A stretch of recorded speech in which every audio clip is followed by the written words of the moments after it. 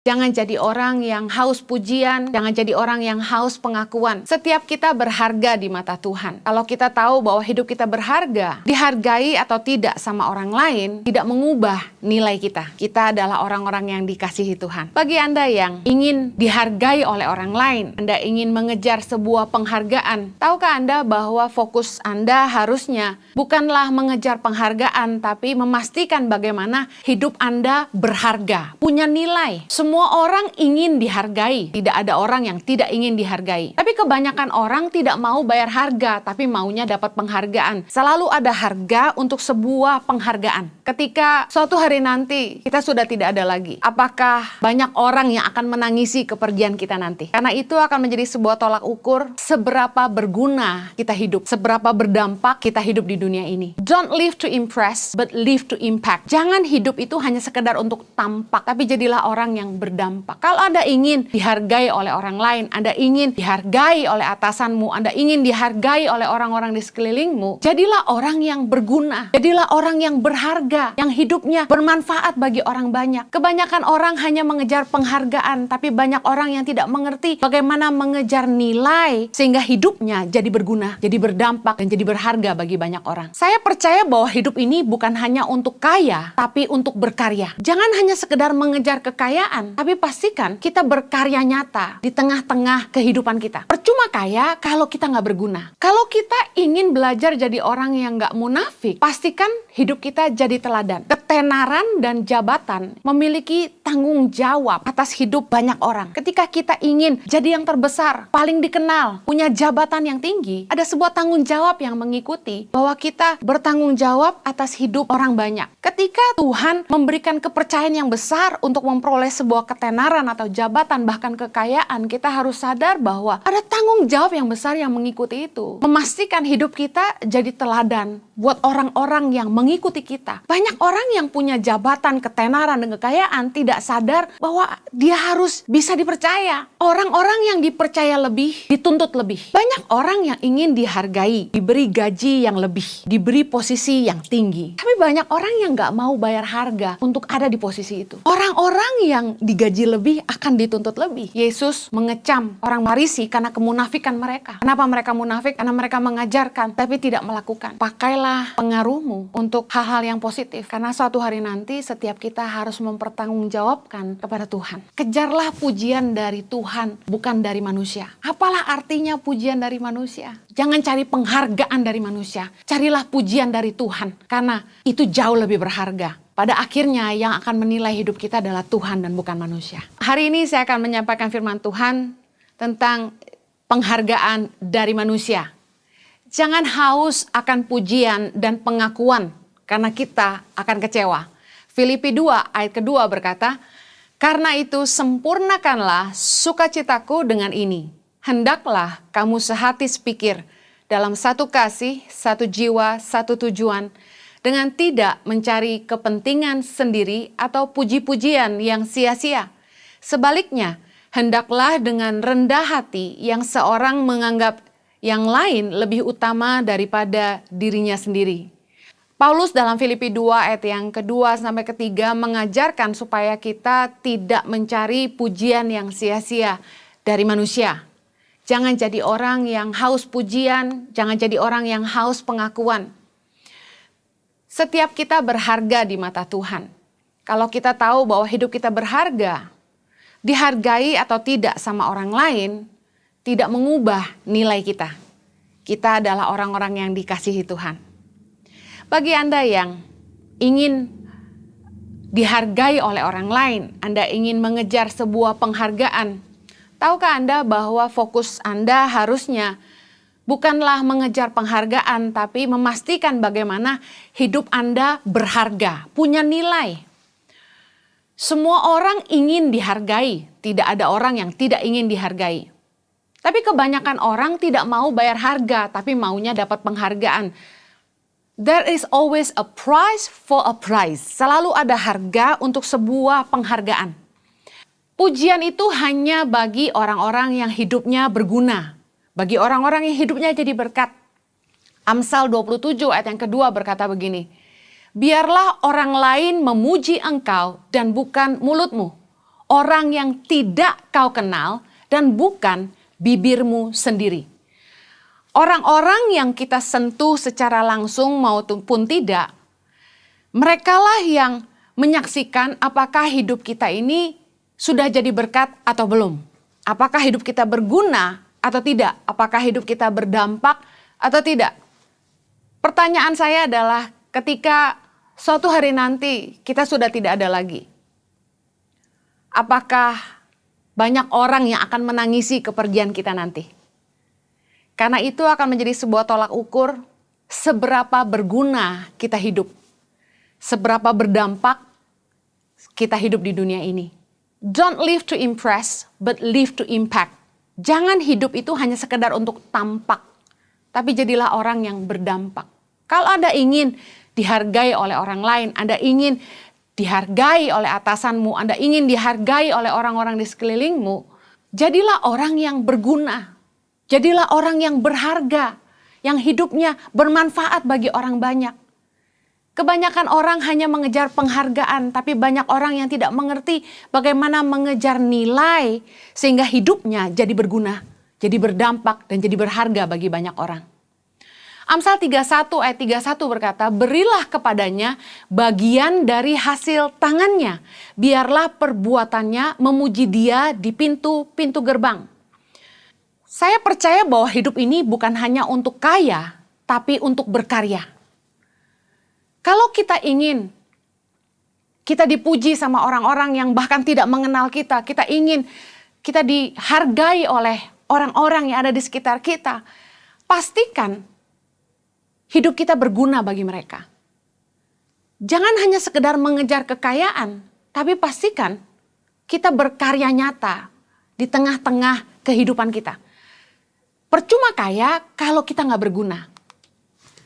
Saya ingin mengupas tentang orang-orang Farisi yang dikecam oleh Yesus. Ada 3 kecaman Yesus atas kemunafikan orang Farisi. Yang pertama, orang Farisi mengajarkan tapi tidak melakukan. Matius 23. Judul perikopnya adalah Yesus mengecam ahli-ahli Taurat dan orang-orang Farisi. Matius 23 ayat yang kedua berkata begini. Ahli-ahli Taurat dan orang-orang Farisi telah menduduki kursi Musa. Ayat yang ketiga. Sebab itu turutilah dan lakukanlah segala sesuatu yang mereka ajarkan kepadamu. Tetapi janganlah kamu turuti perbuatan-perbuatan mereka karena mereka mengajarkannya tapi tidak melakukannya. Yesus mengajarkan kepada kita dalam ayat ini agar kita melakukan firman Tuhan seperti yang diajarkan oleh hamba-hamba Tuhan. Kita harus melakukan kebenaran, tapi jangan menuruti perbuatan-perbuatan beberapa orang yang membuat kita kecewa. Karena mereka mengajarkan tapi tidak melakukan. Banyak orang Kristen yang kemudian menjadi pahit, meninggalkan gereja, sudah tidak mau lagi mengikut Kristus hanya karena kecewa sama beberapa orang yang mengajarkan tapi tidak melakukan. Dengar baik, kalau kita ingin belajar jadi orang yang gak munafik, pastikan hidup kita jadi teladan. Yesus pernah berkata tentang barang siapa ingin menjadi besar, yang terbesar, ia harus jadi pelayan. Saya belajar dari firman ini bahwa ketenaran dan jabatan memiliki tanggung jawab atas hidup banyak orang. Ketika kita ingin jadi yang terbesar, paling dikenal, punya jabatan yang tinggi, tahukah Anda ada sebuah tanggung jawab yang mengikuti bahwa kita bertanggung jawab atas hidup orang banyak. Nah, kalau kita nggak mau jadi orang yang munafik, pastikan ketika kita dipercayakan dengan sebuah jabatan, ketika kita dipercayakan dengan sebuah ketenaran, nama besar, hidup kita harus jadi teladan. Matius 20 ayat 26 bilang gini, tidaklah demikian di antara kamu, barang siapa ingin menjadi besar di antara kamu, hendaklah ia menjadi pelayanmu.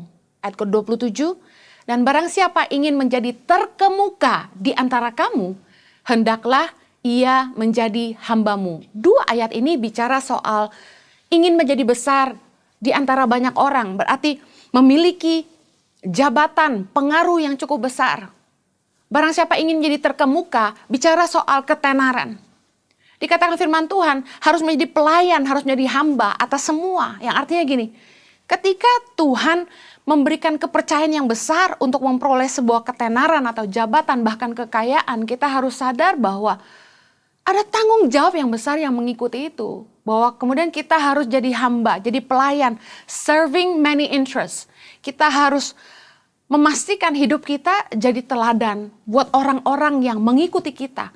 Pastikan kita mengerjakan tanggung jawab kita karena itu menyangkut nasib hidup orang banyak. Banyak orang yang punya jabatan, ketenaran, dan kekayaan tidak sadar bahwa dia harus bisa dipercaya.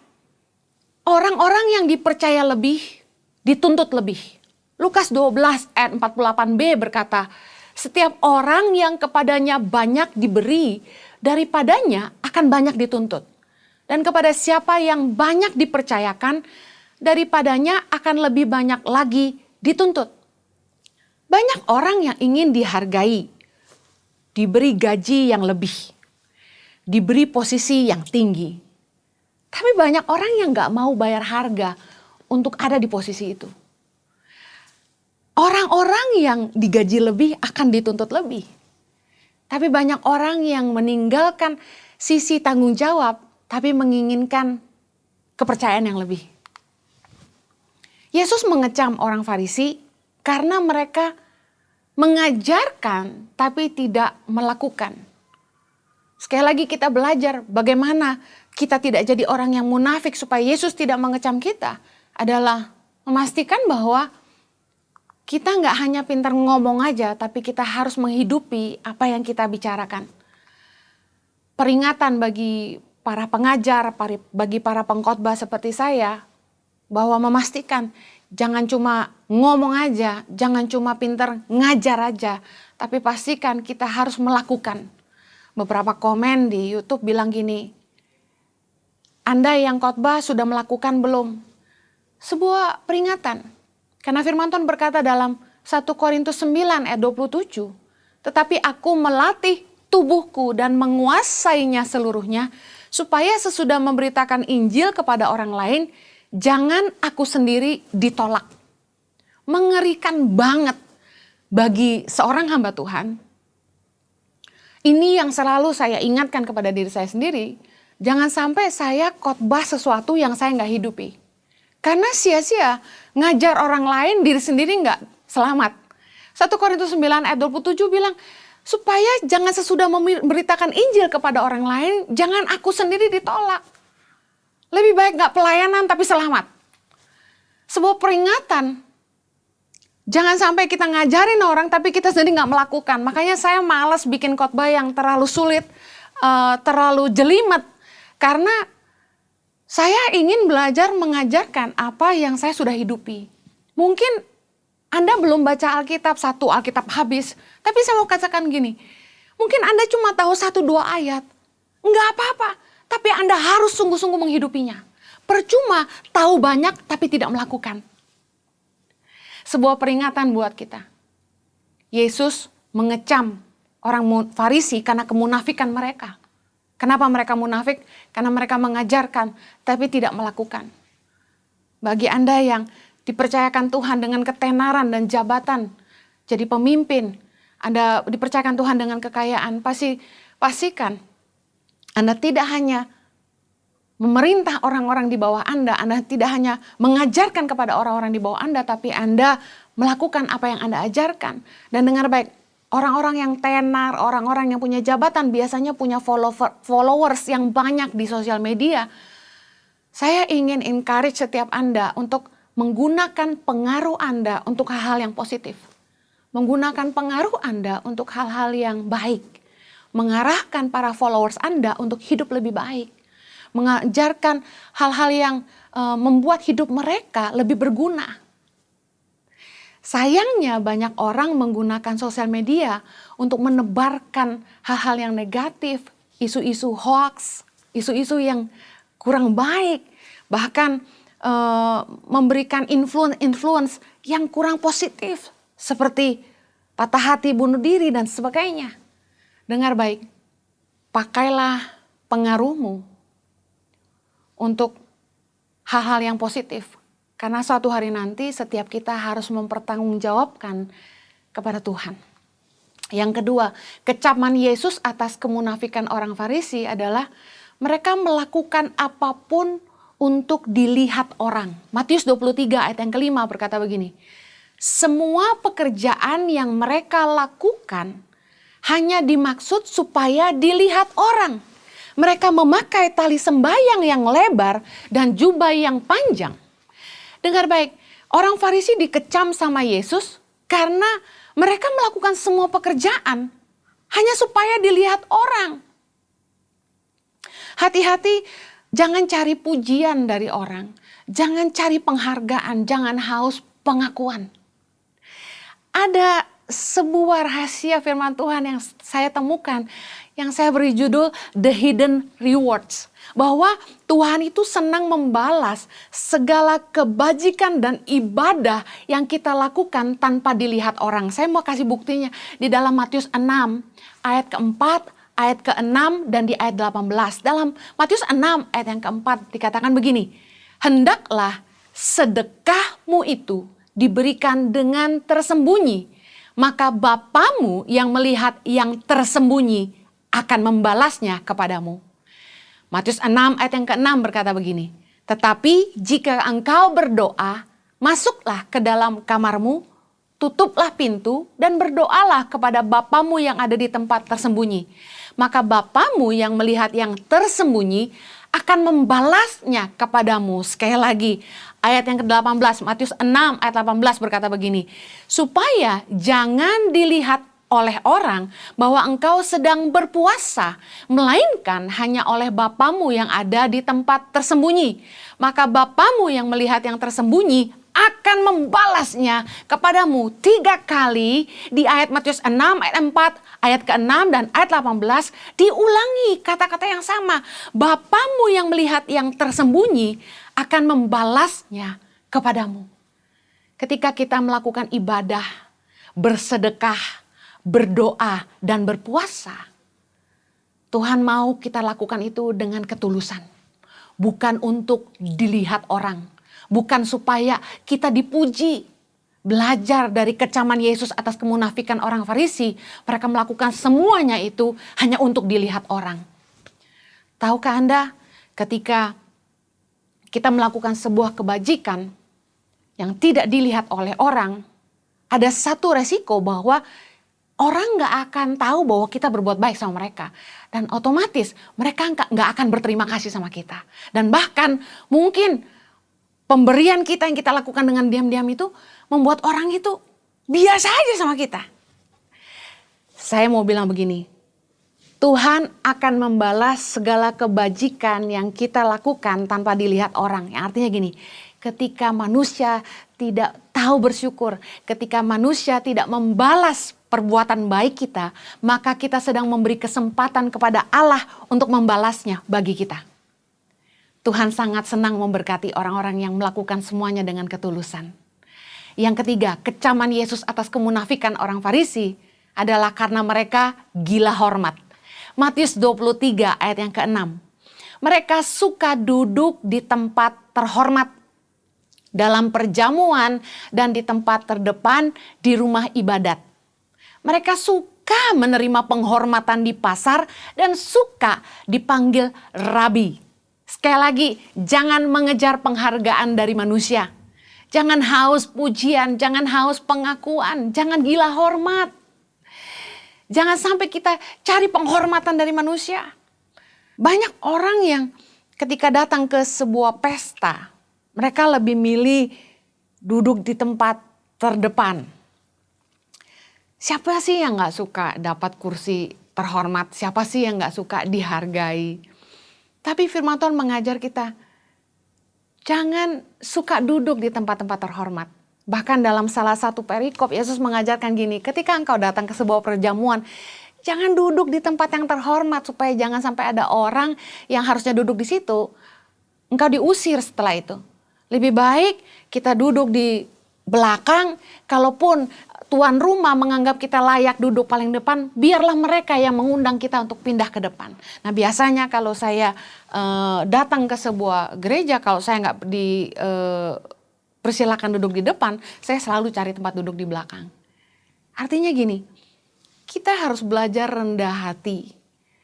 Jangan merasa karena kita yang dikenal, kita yang harusnya diberi tempat duduk paling depan, kan kita punya jabatan, kan kita yang nyumbang di sini, kita yang nabur di sini. Dengar baik, jangan tinggi hati. Amsal 27 ayat 1 bilang gini, janganlah memuji diri karena esok hari, karena engkau tidak tahu apa yang akan terjadi hari itu. Belajarlah rendah hati, biarlah hanya Tuhan yang ditinggikan dalam hidup kita. Satu hari saya datang ke Halmahera untuk meresmikan gedung sekolah yang Tangan Pengharapan bangun untuk anak-anak di Kau Barat. Kebetulan ada teman di sana juga yang membantu untuk mengarrange semuanya. Kursi depan diduduki oleh para pejabat yang diundang datang untuk meresmikan waktu itu gubernur. Saya lupa tahun berapa. Terkejut kami karena gubernur membawa pasukannya lalu semua berebutan duduk di depan dan alhasil saya yang tuan rumah duduk di belakang. Tapi saya tidak marah sama sekali, saya tetap duduk di belakang aja. Saya bisa melihat bahwa firman Tuhan ini benar, bahwa orang itu lebih suka duduk paling depan. Orang tuh suka duduk di tempat yang terhormat. Semua orang pengen dihormati, pengen dihargai. Tapi izinkan saya untuk menutup khotbah ini dengan bilang gini, kejarlah pujian dari Tuhan, bukan dari manusia. Apalah artinya pujian dari manusia? Ketika kita berbuat baik sama orang dan mereka cuma bilang gini, terima kasih banyak, Tuhan memberkati. Terima kasih loh, kamu baik banget. Thank you banget loh, kamu sangat murah hati. Saya mau bilang, cuma segitu aja. Tapi kalau manusia nggak balas kebaikan kita, kalau manusia nggak tahu berterima kasih, kalau manusia nggak balas semua kebaikan yang kita kasih sama mereka, jangan kecewa. Bahkan kalau mereka nggak muji kita, jangan kecewa. Karena apa yang manusia nggak balas, itu bagian Tuhan yang membalasnya. 1 Korintus 10 ayat 18 bilang begini, sebab bukan orang yang memuji diri yang tahan uji, melainkan orang yang dipuji Tuhan. Jangan cari pujian dari manusia, jangan cari penghargaan dari manusia, carilah pujian dari Tuhan, karena itu jauh lebih berharga. Pada akhirnya yang akan menilai hidup kita adalah Tuhan dan bukan manusia. Saya berdoa agar setiap kita, fokus kita bukan cari penghargaan, tapi memastikan hidup kita punya nilai. Hidup kita berharga dan hidup kita berdampak, berguna buat hidup orang banyak. Biarlah karya-karya kita yang lebih bercerita dan bukan mulut kita sendiri. Tuhan berkati.